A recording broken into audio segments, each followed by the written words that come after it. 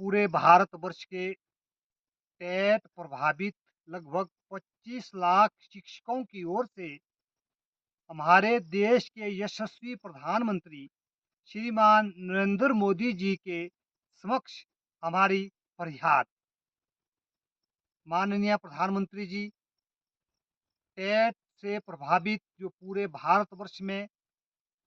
लगभग 25 लाख शिक्षक है, हम आपको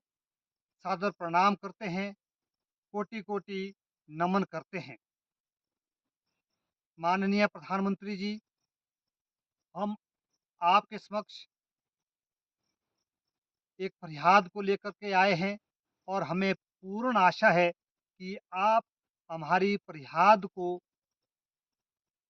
नज़रअंदाज नहीं करेंगे, उस पर पूरी गौर फरमाएँगे। सरकार माँ होती है और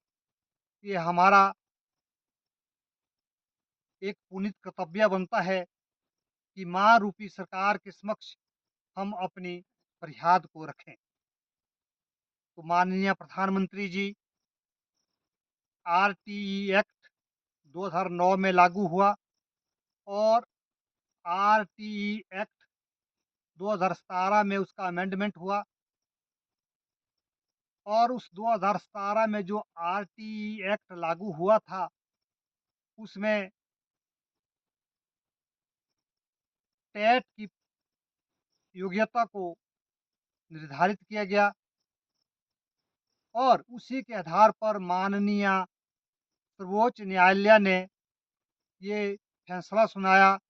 कि जो आरटीई एक्ट 2009 से पूर्व लगे अध्यापक हैं, उन्हें भी टेट की योग्यता दिखानी होगी, सिद्ध करनी होगी, अर्थात टेट का टेस्ट देना होगा। तो ये जो फैसला है माननीय सर्वोच्च न्यायालय का, उसका हम सम्मान करते हैं। माननीय सर्वोच्च न्यायालय का हृदय से सम्मान है, लेकिन हमारी फरियाद है प्रधानमंत्री जी, ये जो फैसला आया है, ये 25 लाख शिक्षकों के मध्य एक दर्द को लेकर के आया है, एक पीड़ा को लेकर के आया है और कदाचित एक भय का वातावरण भी इससे हुआ है। क्योंकि 2009 से पूर्व जो अध्यापक साथी लगे थे, उन्हें ये कहा जा रहा है कि आपको टेट करना होगा, नहीं तो नौकरी से हाथ धोना पड़ सकता है। उम्र के इस पड़ाव में जब हमारा शिक्षक 54 वर्ष, 55 वर्ष, 56 वर्ष, 57 वर्ष का हो चुका है, इस उम्र के इस दौर में जब एक इंसान को अधिक सामाजिक सुरक्षा की भी आवश्यकता होती है और उस नाजुक दौर में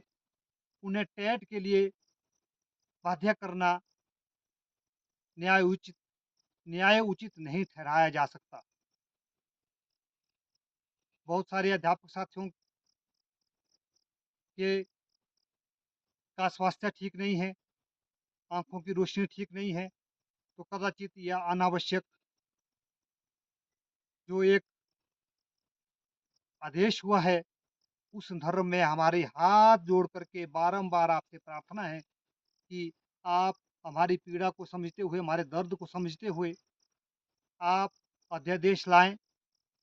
या कोई कानून पास करें, ताकि आरटीई एक्ट 2009 से पूर्व जो भी अध्यापक साथी